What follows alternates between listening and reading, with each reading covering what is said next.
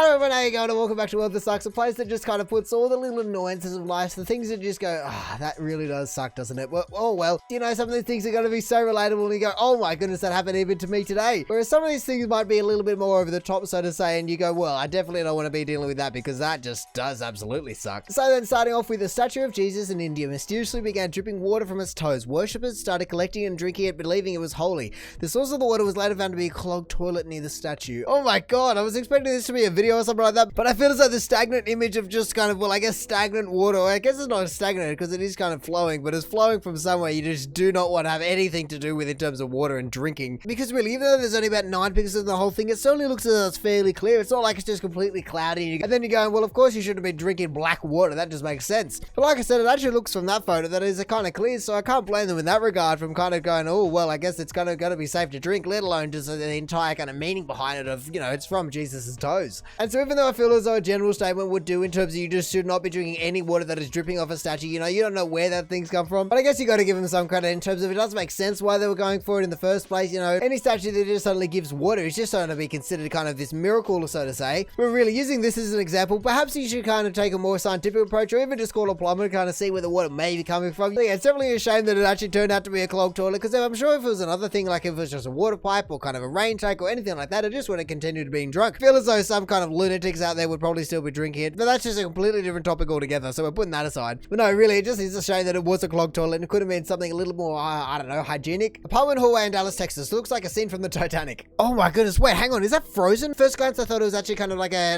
don't know, the water is pouring from a fire system or something like that, but you can see that on the fan it's got like icicles and down the walls, and then I guess moving down the whole image, if you do look at the floor, you can kind of tell, but it just looks weird. You know, it almost just looks like someone's taking a perfectly timed photo of a fire system going off or something, because like this one just looks crazy how it's just kind of, I don't know, just come down like an icicle from the fire extinguisher, but I just don't even see how this would happen in the first place, you know? I mean, obviously it's gotten cold enough, so it's just kind of frozen the pipes and whatnot, but I don't know where all the water is coming from. I mean, I guess from the sprinklers heads, you can kind of just pop them off and they'll, you know, just explode out from there. But why is it just icicles all over the fan, just ice running down the walls and the floor? I can kind of see if there's all this other water, the floor makes sense, but why is it just all this other water? And also, more to the point, did this just suddenly happen overnight when everyone was asleep? Or how the hell has it gotten that bad without someone kind of interfering or intervening? Because that's just ridiculous. Because really, it looks as though the entire hallway is already being tied. I guess we're cleaning and whatnot, but really, tires are already slippery enough, let alone when you just put a layer of ice on top of them. So yeah, I have no idea how any one of these apartments is actually going to be able to be, I don't know, go anywhere. Oh, actually, I can only imagine that the water has probably gone under the doorway as well. So what the hell has happened here? Because really, it's not as though the apartment pipes are just going to be completely immune to the cold if the hallway pipes aren't. And really, is this even a well that sucks? Like, I feel as though this is actually a major inconvenience, whether this person's the owner or a contractor or even just a person living there. I feel as though just generally, I mean, unless you're earning money around, but generally it's just going to be a real inconvenience for everyone there. Because really, if you do live there, you're not going to want to be living there for too much longer, considering that's the kind of state of the place. If you own the place and you know about it, I guess that's your fault. But if you own the place and you had no idea that this kind of thing would happen, well, I guess that is just a major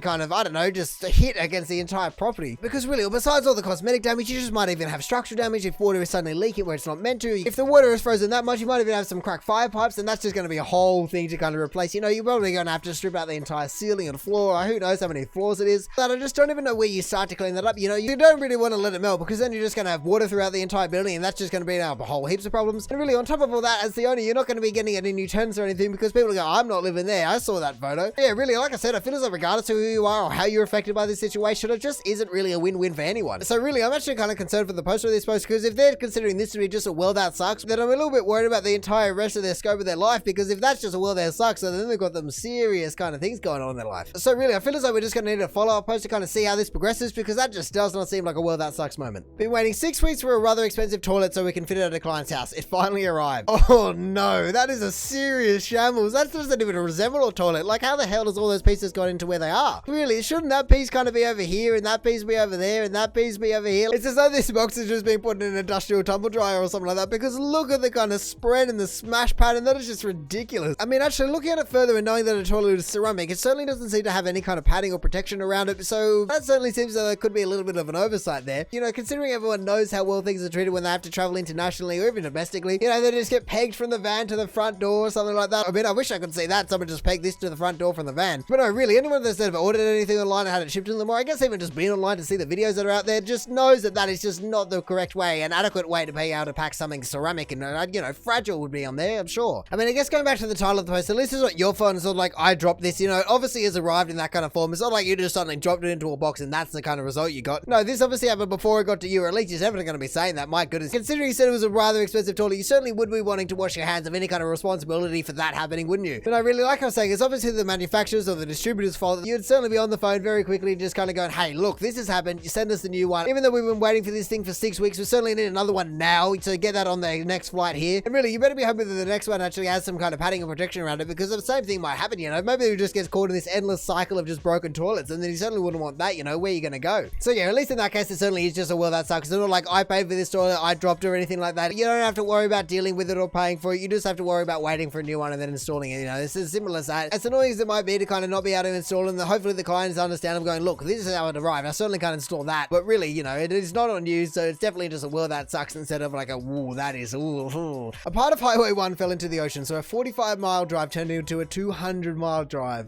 Oh no, that is a serious kind of detour. Actually kind of reminds me of another one that I saw in, I think it was actually in Australia, where there's virtually only one road between the Northern Territory and Western Australia, and that one got closed down, so you had to go all the way kind of inland and then all the way north. So at least this person doesn't have it too bad in that regard, but at least there was virtually no one in the scheme of things traveling on those roads compared to these roads. But no, really, that would absolutely suck. Just kind of, let's say you finish working, you go, okay, it's just going to be good. It was just going to be like 45 miles. What is that, like 80k? Not even. I mean, actually, even 80k is a fairly decent commute. So anyway, and so you got that in your head, you know, it's what you do every day, or even if you don't do it every day, whatever. But then you got that in your head, but then you hear about this and you go, what do you mean a section fell in the water? That means I have to go all the way home like the Three Little Pigs or something like that. I mean, really, look at this photo a little bit more. The thing I'm most impressed by is actually just that it's only going to take you 3 hours, 31 minutes to travel 200 miles, you know. Here we go. What is it exactly in kilometers? It is, let's say, 320k. You're basically traveling at 100 kilometers an hour average speed the entire way around. That is just pretty mental, actually. Like, here we go. Here's Sydney. Let's say we're going for Broadway, just for a nice kind of central city location, and then we're trying to find a place that is 3 hours, 31 away. Or actually, no, we actually want a place that is 331 kilometers away and see how long it would actually take us. Let's say we're going to Forrester. That's pretty close. I mean, really, I'm actually eating my own words here. That is actually quite comparable to this one. So I guess actually just kind of disregard that statement, because I was actually thinking that was just mentally quick or something like that. I was thinking that you're just going to be absolutely flying along. I mean, actually, US roads are a little bit faster, so it probably actually averages out fairly well. But anyway, getting a little bit back on track here, we can see that I don't even know what all these red dots are, considering I can't imagine that they are all closures, you know. I mean, I guess actually people are probably stuck on the highway, so they probably have had to close it down so no one comes in, but they can still get people out. So perhaps that's actually what all the red dots are. But I'd love to actually know where along this, I think it was Highway 1 or whatever it is, actually fell into the ocean, you know. Is it here? Is it here? Is it here? You know, is it really close to the end? Because I feel as though it'd be really, really annoying if it's actually here, you know. For anyone that is driving north, they would have had to drive all the way up and then all the way back down and then all the way around. That would have been a serious slap in the face. I mean, I guess the slap in the face is probably better than riding the road into the ocean, so to say. And actually, obviously, we don't have any accompanying photos to kind of know what kind of section fell into the road. But hopefully everyone was alright, because that could be a serious incident. But no, really, so it's fair for everyone. You certainly want it to be in the middle, so no one has to drive excessively far. And also, I feel as though if it was up here, you'd just be so annoyed, because it is so close to where you need to go. You go, surely you could have done up here, but now I have to go all the way around. So yeah, that is definitely a well that sucks moment, and I guess for a lot of people in this circumstance. I think I left a window open last night. I'm not sure. The classic leaving a window open in a snowstorm. I guess just kind of when it's snowing outside. I think actually that was the top post the last time saw that sucked was someone leaving their window open when it snowed. And so at least you know that you're not alone in doing anything like this. You know, there were plenty of people that seemed to do it, or I don't know, maybe we'd have seen the kind of 1 in a million chances that people do forget. But I guess in reality, it probably wouldn't happen that often, considering if you do live in a cold place, it's surely just be drilled into you from a very young age that you just don't leave the windows open, especially overnight. But no, I guess on the odd chance if you do forget, or for whatever reason you just weren't able to close it, it definitely does suck. You just have your entire room just covered in snow, you know. I mean, similar to what I was saying about the ice hotel at the beginning, or even just kind of some of these posts that we've seen before, I just don't understand how you even go about cleaning that out, because obviously you don't want it to melt. You just don't want to have to kind of dry all this out, because I feel as though living in a snowy country or snowy environment when it's cold, it's just not going to really dry, is it? So I guess perhaps you just kind of crack this Velux open and just kind of shovel it out the window, because that's going to be your best bet, I imagine. You don't want to have to be bucking into buckets and carrying it down the stairs or wherever. But really, if you look at the bottom right here, it looks as if that's kind of a computer desk or something. And if I'm recollecting correctly from the top of the last time we did this, I'm fairly sure that the computer desk was virtually completely untouched as well. So what is it with computer desks that not being touched, you know? Because you can see the amount of snow that has come in this window. It's all over the place. It's all over the floor. And then you just have a completely clean glass table. Like, what the hell is going on with that? It just doesn't make any sense to me. And so yeah, this entire circumstance is just absolutely foreign to me, literally, you know. It is just a completely out of this country kind of thing, and no one has to deal with this in Australia. And like I said, it's just completely confusing to me how you even go about cleaning this up. And so even though it doesn't make it any better, at least you know you're not alone in this circumstance. We see plenty of posts like this. And so who knows, maybe it's just a thing that people in cold climates just know how to deal with, you know. If you do leave your window open, you just know how to deal with it, and it's just really a simple task. Young teacher problems. Alright, what have we got? Young teacher problems, what are we going to have? The kind of students are going to be making fun of you or something?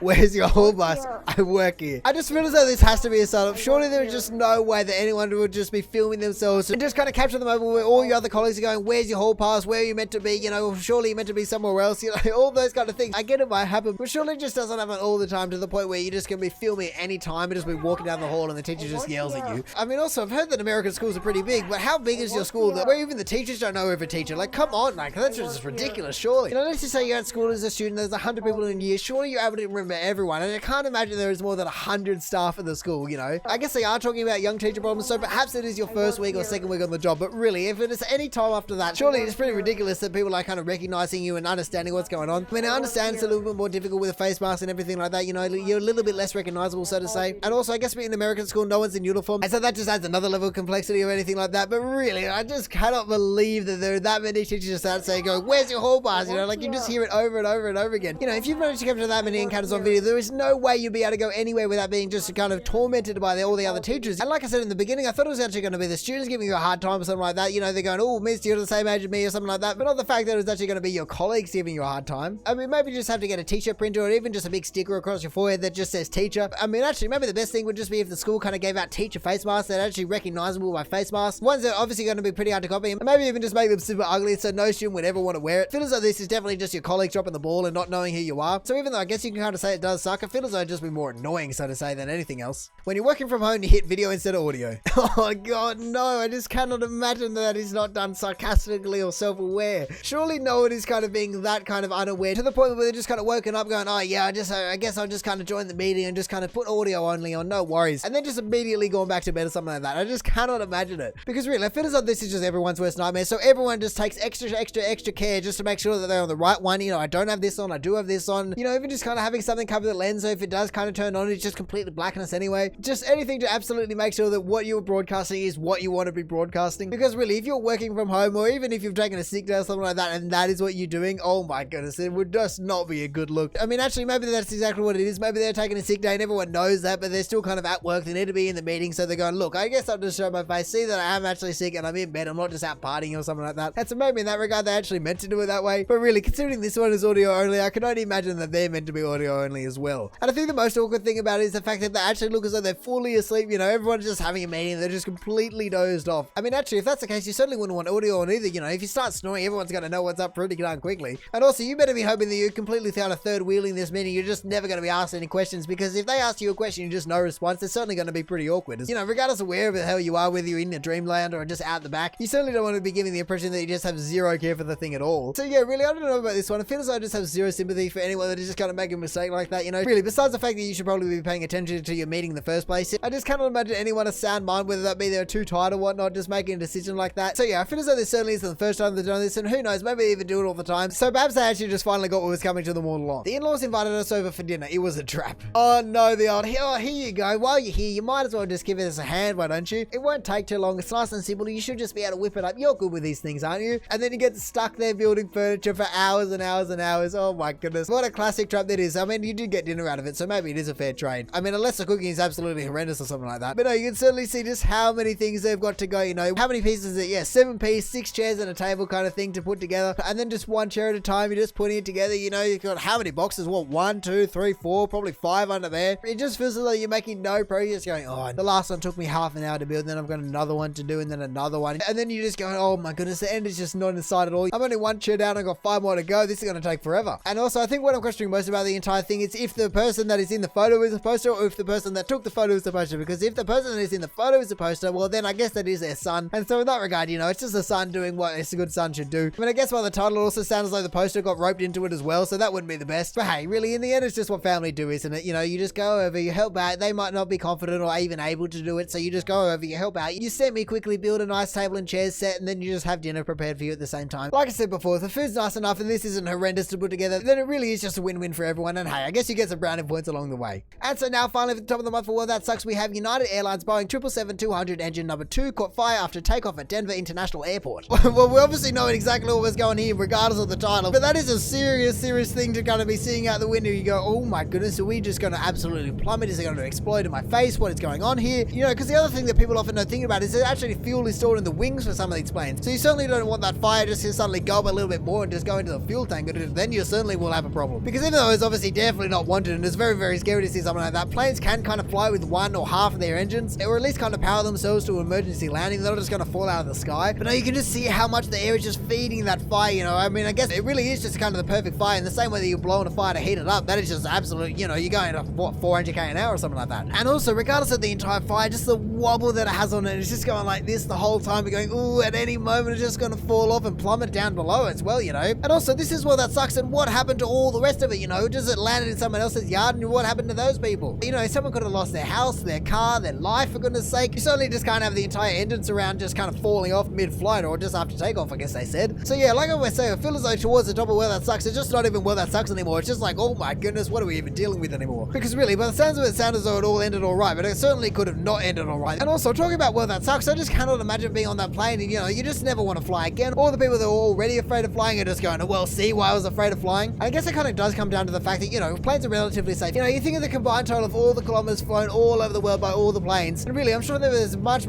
better incidence rate by planes than cars or even anything like that. So in that regard, they're actually quite safe, but really, it just does take one thing like that, and then all of a sudden you have a very major problem on your hand. It's not just like a car and you just kind of crash into someone and go, oh, well, I guess that sucks, that's an insurance problem. No, like I was saying, for everyone on that plane, it's certainly going to be a heart attack moment. They're never going to fly again. Some people might even develop severe anxiety or something like that, so it just the whole kind of repercussions or something like that, it's just ridiculous. And so I guess it really does show you how things are going to happen at any moment, you know, whether this be a servicing issue because planes have been on the ground for however long, or perhaps it was actually just a freak accident. I guess obviously there's a reason, but maybe it was just kind of an unavoidable reason. And so I guess in that regard, things like this do happen every now and again, maybe. But really, like I was saying, when you look at the entire kind of gross impact of what could have happened and also what has happened, just I feel as though it certainly is a little bit more than That Sucks. But anyway, that is going to do it for the top of the month for That Sucks. So thank you for watching. If you did enjoy the video, feel free to do the YouTube and little things down below. Other than that, you know, we take awesome posts all over Reddit, so make sure you check some of the other videos out now, or maybe even just want to consider subscribing so don't miss another one of these in the future. But all in all, have a good one and see ya.